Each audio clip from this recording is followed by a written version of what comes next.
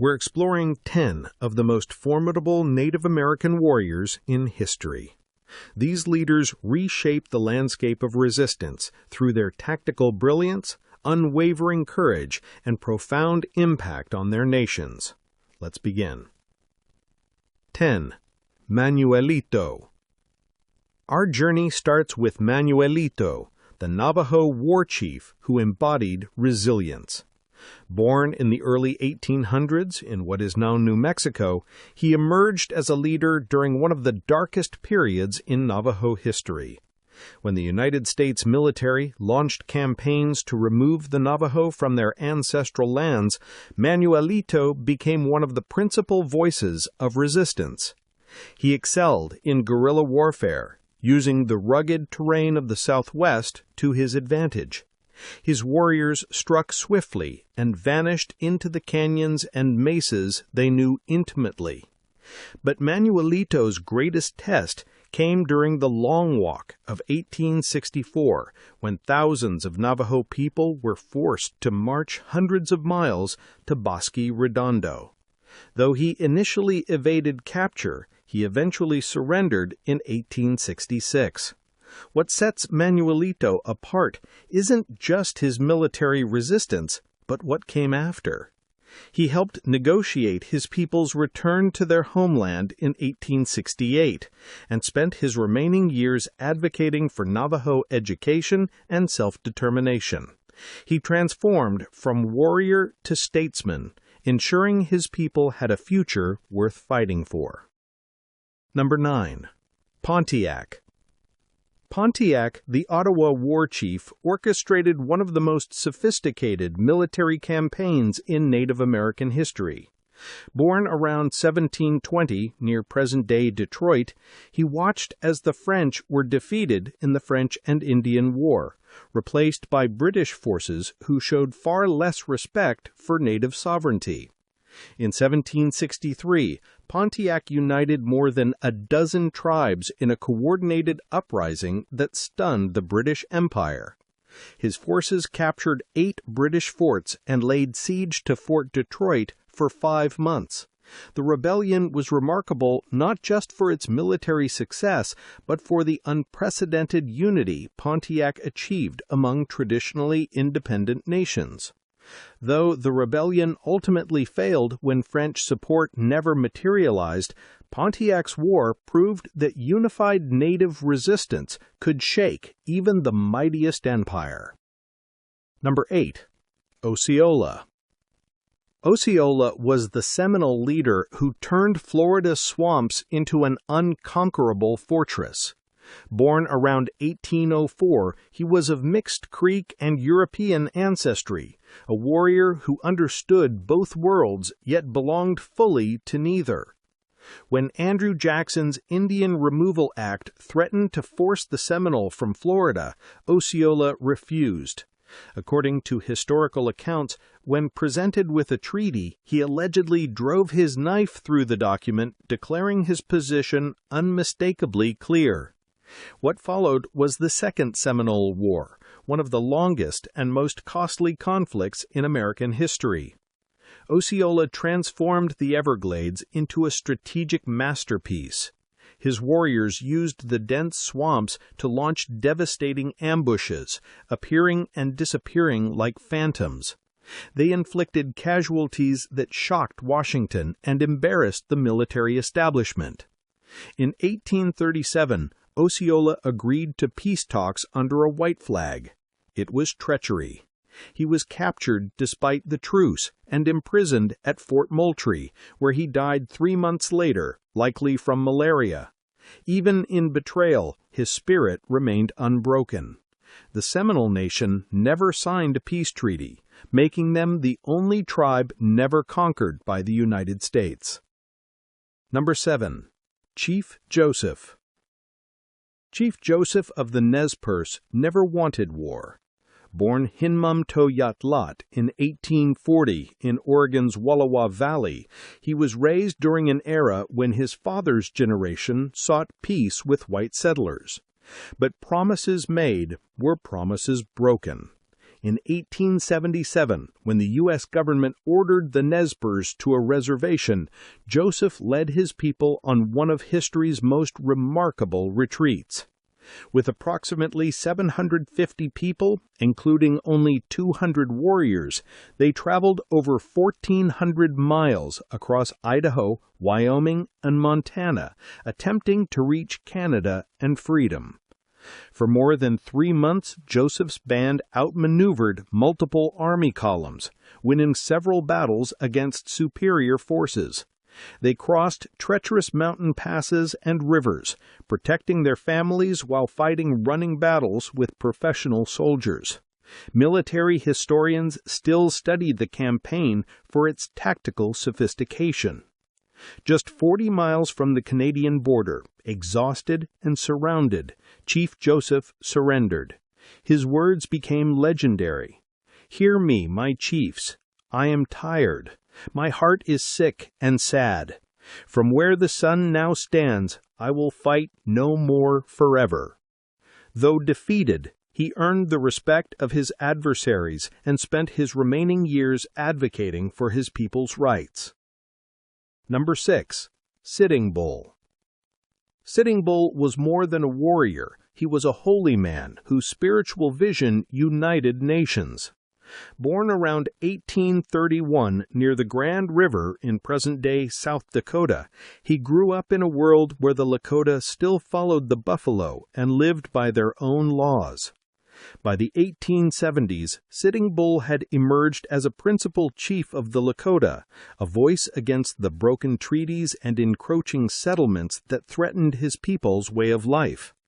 In June 1876, during the Sundance ceremony, he experienced a powerful vision, soldiers falling upside down from the sky into the Lakota camp, a prophecy of victory.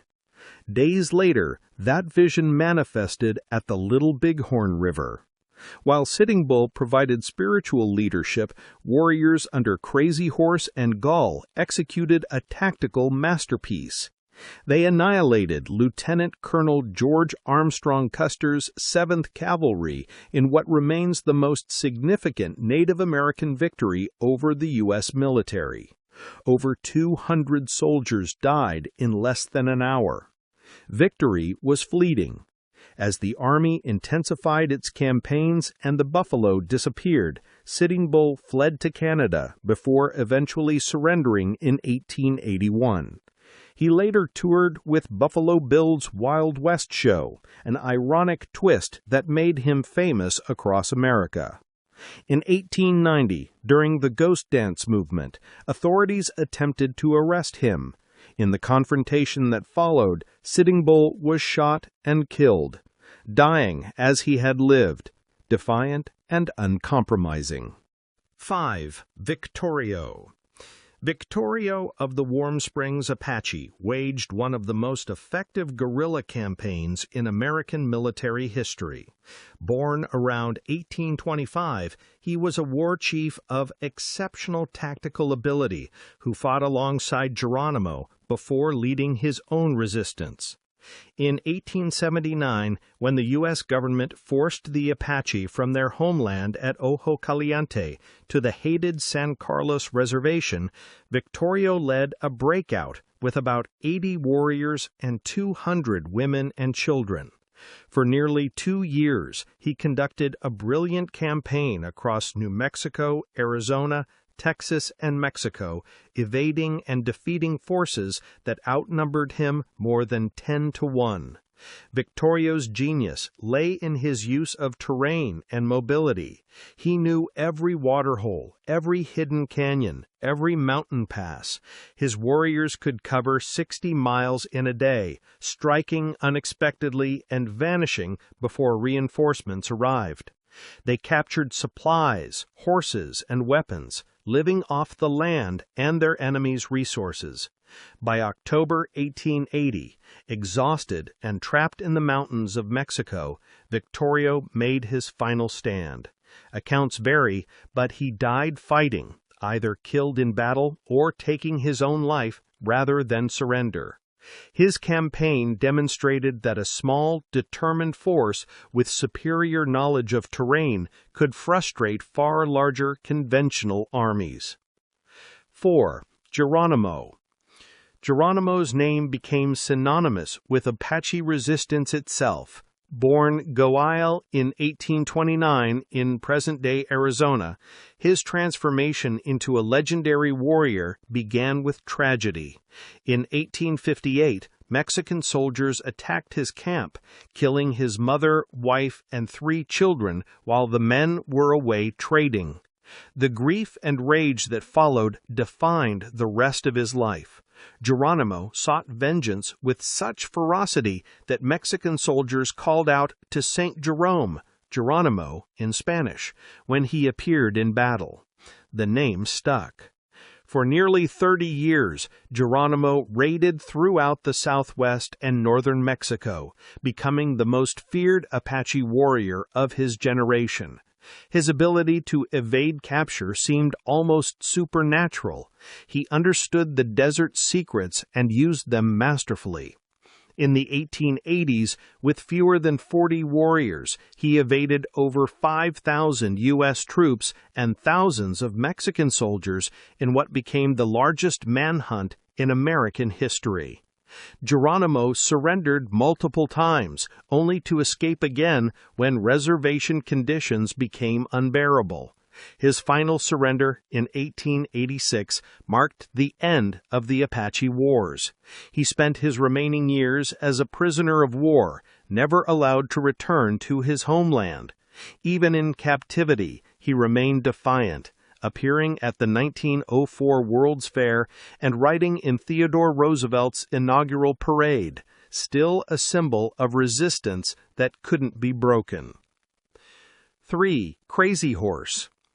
Crazy Horse fought not for glory, but for his people's freedom. Born around 1840 near the Black Hills, he was a warrior of unusual intensity and focus. Unlike many leaders, he refused to be photographed, to sign treaties, or to accept any honors from the white world. He wanted only to preserve the Lakota way of life. During the Great Sioux War of 1876, Crazy Horse emerged as the Lakota's most formidable battlefield commander. At the Battle of the Rosebud in June, he led decoy tactics that lured General Crook into an hours-long stalemate, preventing him from reinforcing Custer. A week later, at Little Bighorn, Crazy Horse led the devastating flanking attack that shattered Custer's command. Army scouts described him as a ghost, appearing without warning, striking with precision, then vanishing before soldiers could respond.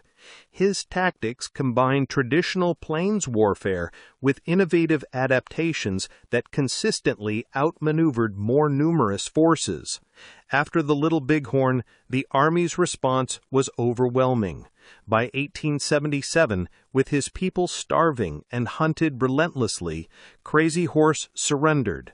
4 months later, during an arrest attempt at Fort Robinson, he was bayoneted by a soldier. He died that night, never having compromised his principles or his people's dignity.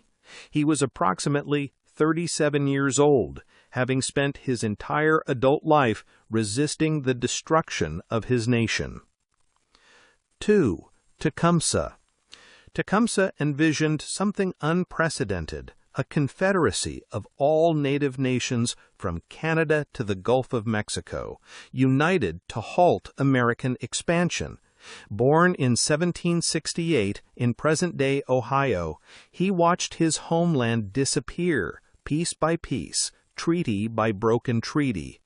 Unlike many leaders focused on their own tribe's survival, Tecumseh saw the broader pattern. He traveled thousands of miles, from the Great Lakes to Florida, preaching unity.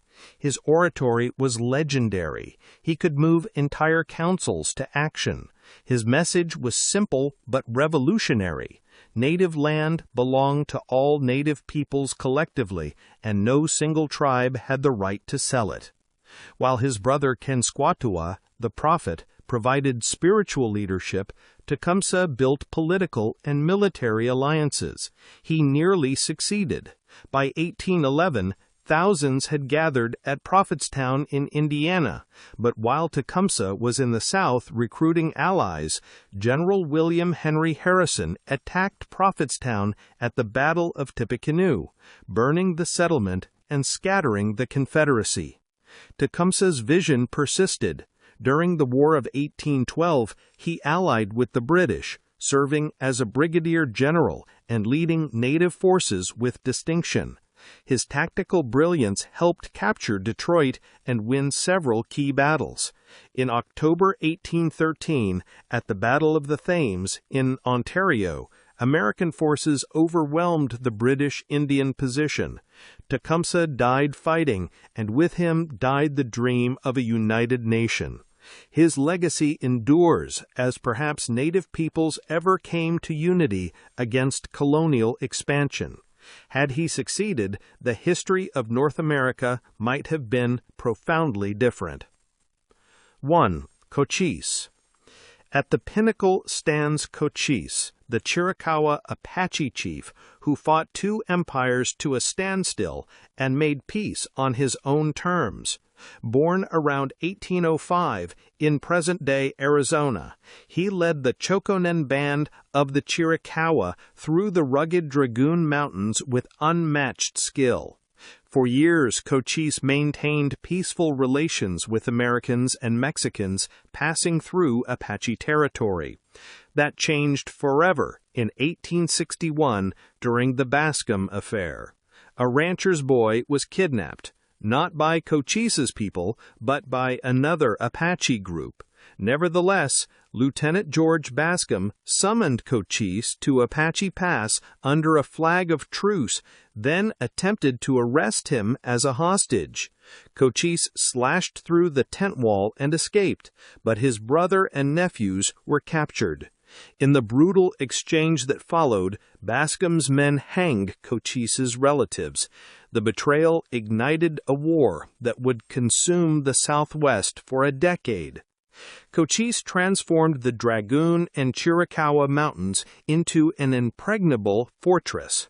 His warriors controlled Apache Pass, a critical route for mail and supplies, turning it into a death trap for unwary travelers. They struck at devastating speed, then vanished into terrain they knew intimately. The U.S. Army deployed thousands of soldiers but couldn't pin down Cochise's relatively small force. His tactical genius lay in perfect integration with the landscape. He used scouts, runners, and an intelligence network that kept him informed of enemy movements. His warriors could travel 50 miles in a day over terrain that exhausted pursuing soldiers. They struck at supply lines, isolated outposts, and vulnerable wagon trains, never where the army expected, always where it hurt most. By 1872, both sides were exhausted. When General Oliver Howard came to negotiate, Cochise met him not as a defeated rebel, but as an equal leader. The resulting treaty allowed Cochise and his people to remain in their homeland, the Dragoon Mountains, a concession almost never granted to native peoples. Cochise died peacefully in 1874. Undefeated in battle, having secured his people's right to their land. His body was hidden in the Dragoon Mountains, where, legend says, his spirit still guards his people. He accomplished what few native leaders could. He fought without losing, negotiated without surrendering, and ensured his people could remain on their ancestral land.